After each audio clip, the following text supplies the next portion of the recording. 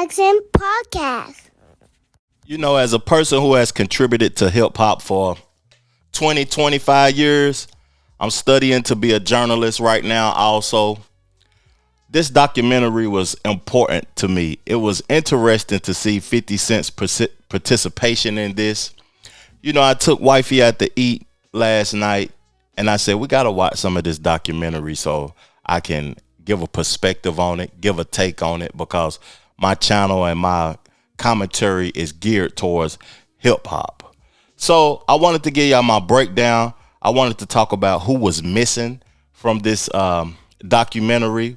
Why wasn't these people contributing when they was on YouTube talking about all of the Diddy trial and stuff? And, you know, I want to give 50 Cent a round of applause, first of all.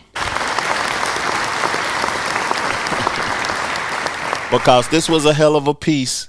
You know, no matter how y'all perceive it to be, positive or negative, he snitching, he a rat or whatever, this is a good quality piece that he put together.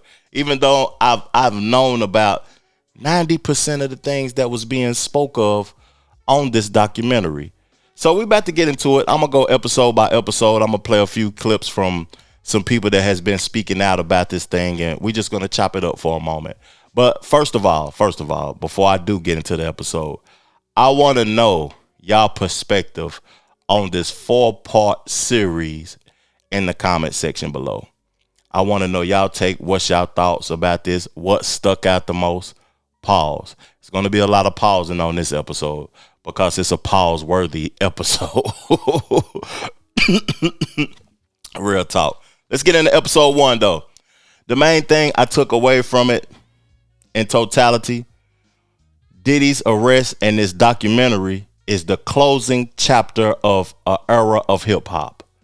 That Tupac, that Biggie, that Suge Knight, that West Coast, that East Coast beef. This is the finalization of that whole era, the reckoning. He was the final boss, Diddy. So, you know, the main thing right when it came on that stuck out to me was he was filming himself conversing with his lawyers.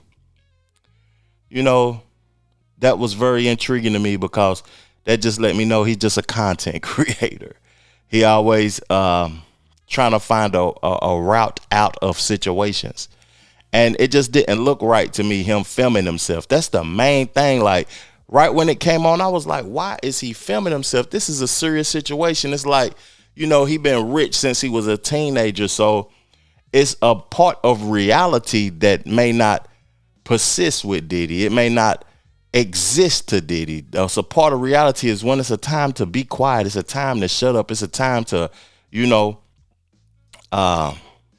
put the cameras down. This ain't a time to want attention. This ain't a time to monetize other people's attention span and have them focused on you. This is a time for you to disappear, to be honest with you. So, you know, when they was talking about his father and stuff, and I knew about his father before. I knew he used to run around with Buddy. They made the movie about American gangster Frank Lucas and all of that.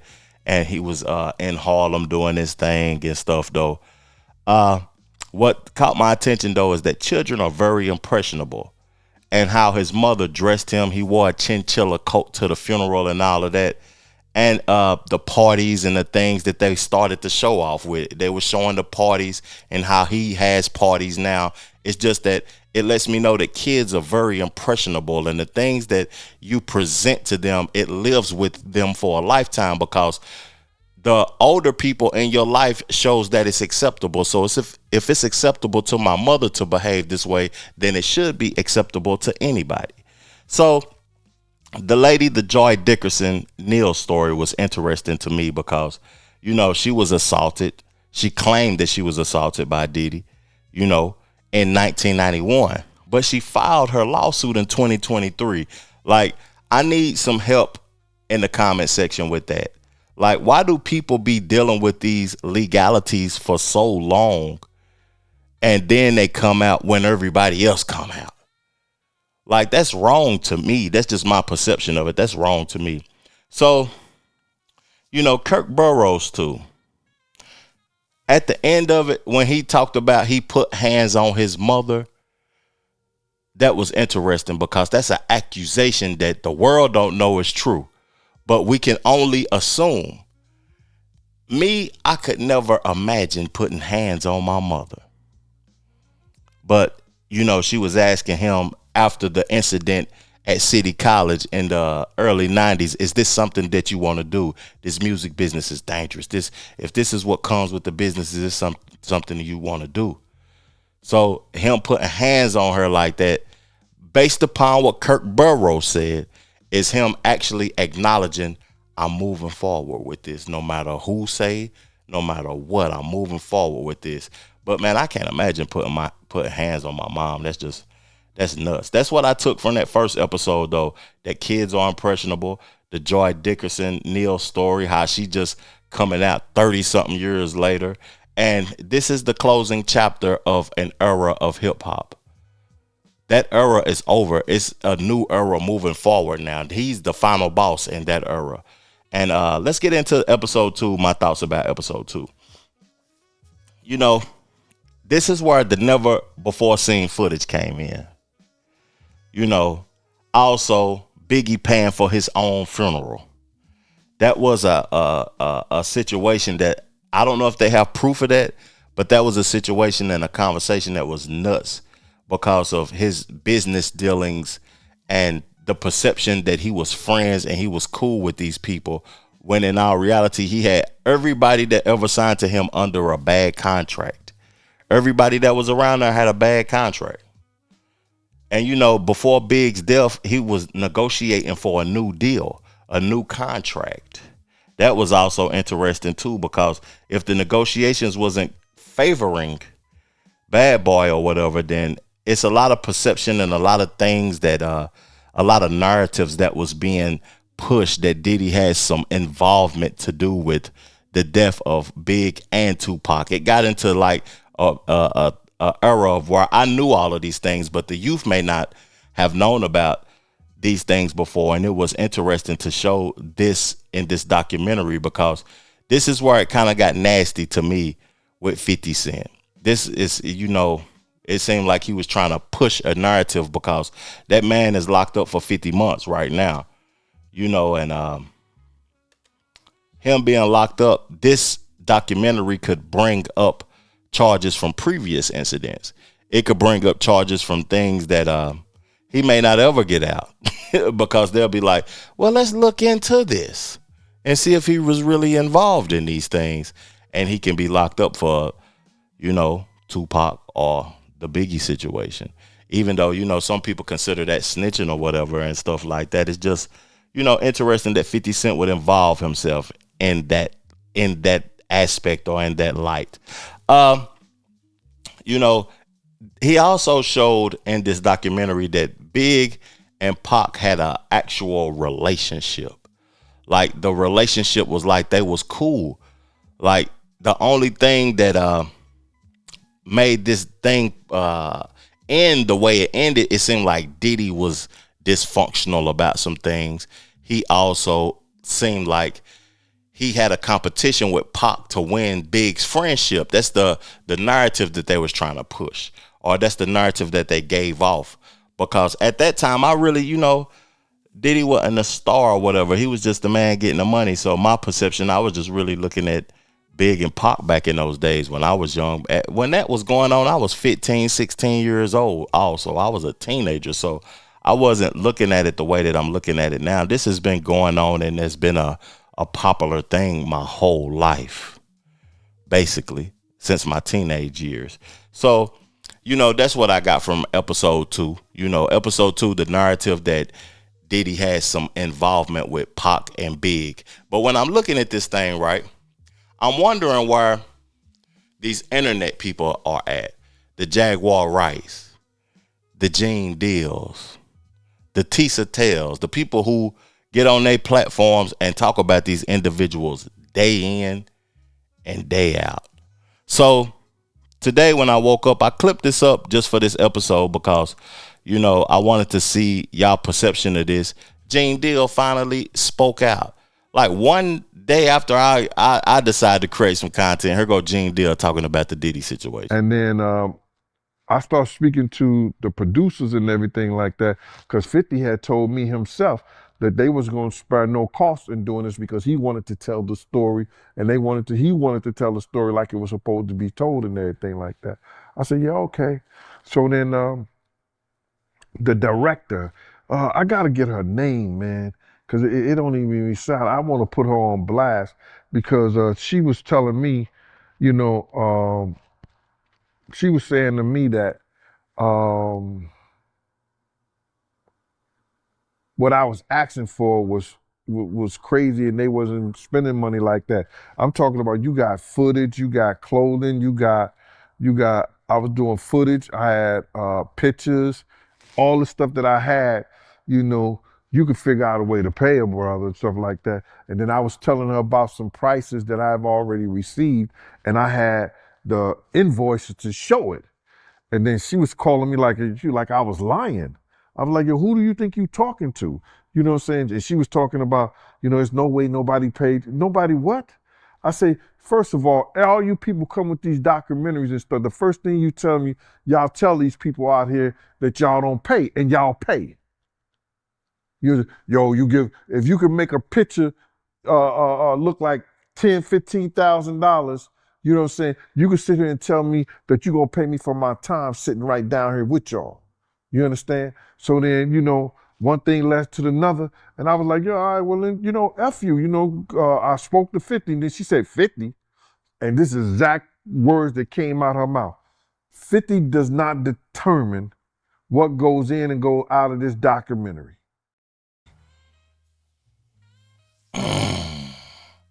50 does not determine what goes in and what goes out of this documentary. He's just the face. Basically, that's what Gene Deal said that she said.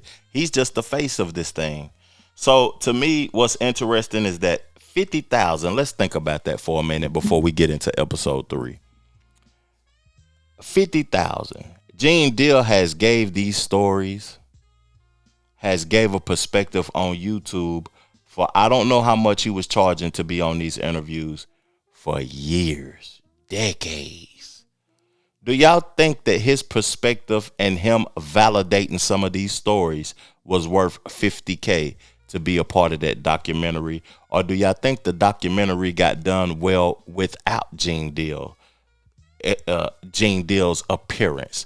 Because Gene Deal is a person who knows a lot. He was the security guard. He was there during the main era, when Big was alive, when the death and all of that old type of stuff was happening. He was there at the murder. So he could have been a voice that, could have validated a lot of those stories that they was talking about. But I still feel like the documentary was done well without Gene Deal. And $50K, let's get back to that. Because he's basically saying that the financial discussion is the reason why he didn't participate in the documentary. So let's get into episode 3. All I seen, it was more chaos and violent offense that they were showing. They started showing the club shooting with Shine and J-Lo and his charges being dropped. I covered that on my channel and covered that lady who told and said that she feel as if Shine wasn't the one who shot her. It was Diddy who shot her. Also, they started talking about Steve Stout and how him putting hands on Steve Stout, first of all, and Steve Stout settling out for $500,000. A lot of these stories got to the point to me to where they was kind of like old news. These stories have been heard before, but they could be stories that some people who isn't engulfed in hip hop like me never heard of before. So I was like, this could be a good thing, but everybody got YouTube, man. These stories have been out there. Real talk. But, it got into his era of, creating on MTV, where he created the band, Danity Kane, Day 26, and how that era was crazy. How he put them together, then threw them in the garbage after he was done. Episode 3 also started talking about the Cassie sexcapades. And at the end of episode 3, he was in Harlem, back in the familiar neighborhood, because a lot of people will say that Diddy's from Harlem, but he's really not from Harlem. He's from what they call it, money earning Mount Vernon. And he had Jim Jones in the dock and everything. I didn't even know Jim was in the dock with him, going eating and sitting down. They was talking and stuff though. But after he hung out in Harlem, he got back into the SUV and said, I need some sanitizer.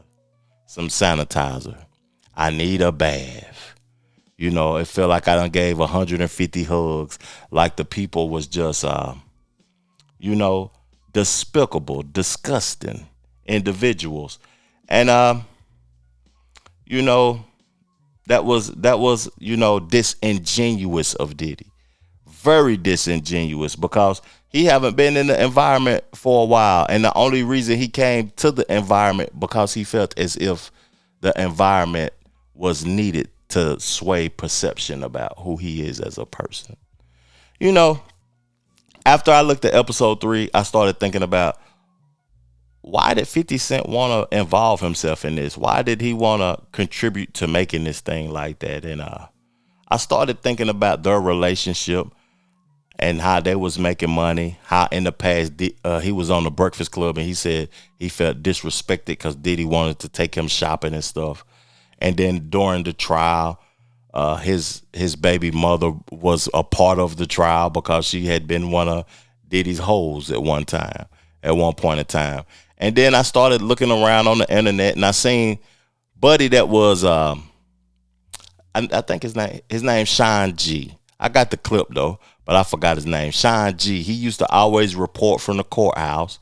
He used to always create content from it. Him and Tisa Tells, that's who I used to watch all the time when the cases was going on and stuff. And he had this to say about 50 Cent and his participation to the documentary.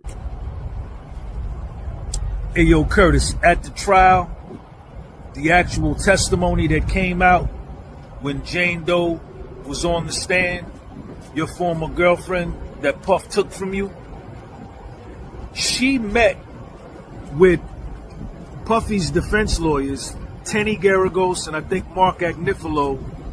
I think she met with them twice. At first, she was going to testify for Puff and help Puff. But then the feds flipped her. They got in her dome and flipped her to be a government witness against Puff. Even though Puffy was paying her $10,000 a month rent while he was sitting in MDC Brooklyn, he continued to pay it. Puffy was also paying for her attorney fees while he was sitting in MDC Brooklyn, while she was on the stand pointing at him, helping the government convict him and give him a life sentence. The agreement that Puffy had with your girl was only a verbal agreement. He could have broke it at any time.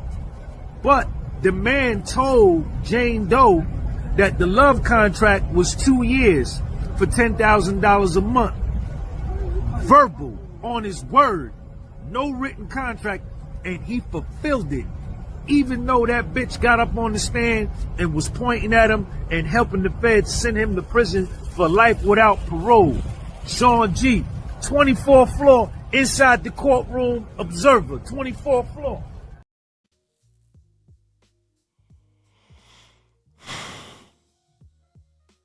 Spooky.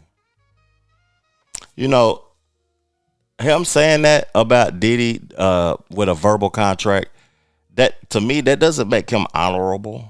That makes him a trick. He was a trick. He may have honored his agreement with her, but she just caught two suckers slipping. 50 a sucker, she a sucker.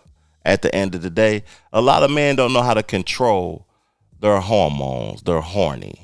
Based upon the things that I'm seeing in this documentary actually was nasty when it showed people in power and how they lose their power and lust and attention and stuff like that, man. It's just wild. This was just a wild story. Like in the music industry, nobody should be trusted. Everybody is out for self. Basically, that's what they show on The Reckoning. Let's get into episode 4 and let me get up off of this thing, man. I really want to chop it up with y'all in the comment section and know y'all perspective though. So Chapter 4 came and Little Rod came on. Lil Rod said everybody in the studio was on 2C, cocaine, or Molly. You know, he sound very unsure of himself. You know, like everybody else in Diddy's story, Lil Rod started complaining about finances and not getting paid. He started talking about, you know, some mornings when he woke up, it was women next to him. And some nights when he woke up, it was Diddy next to him. And he also said he woke up feeling sore. But you continue to be in the studio making music. That's interesting. You continue to stay in the studio working. That's interesting. Like me, I really don't feel no sympathy for Little Rod. I feel like he got what he wanted. You knew, man, it done been 20, 30 years Diddy been robbing folks for money. You know, so at the end of the day, what would you expect if your business ain't right and your contractual agreements ain't right? You to get done just like everybody else.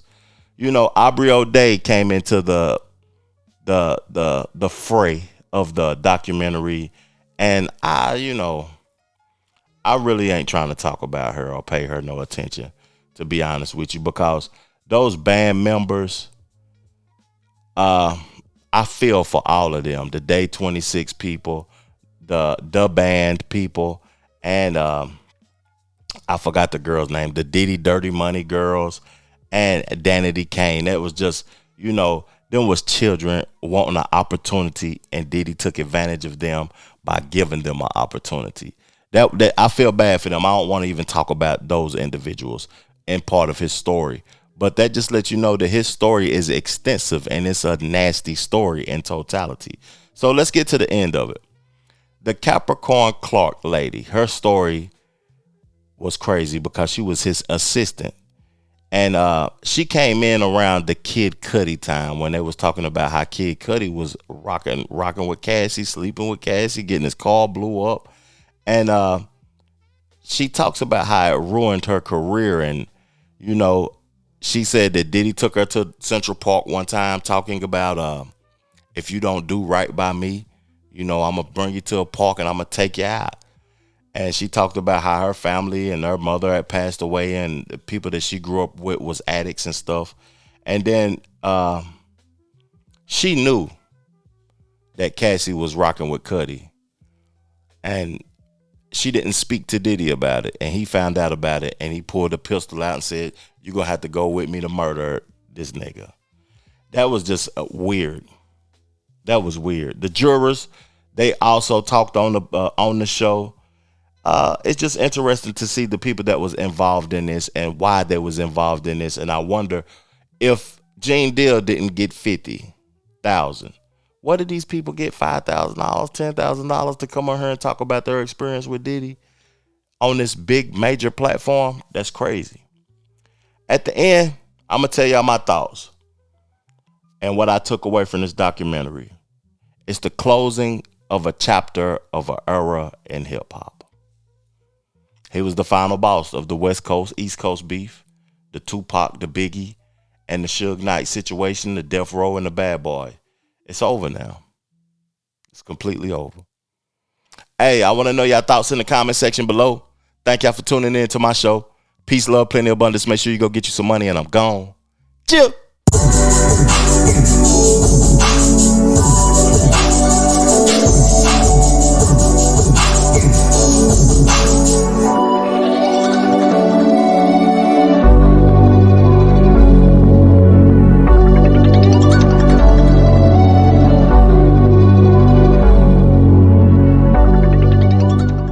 The Trevor Jackson Podcast.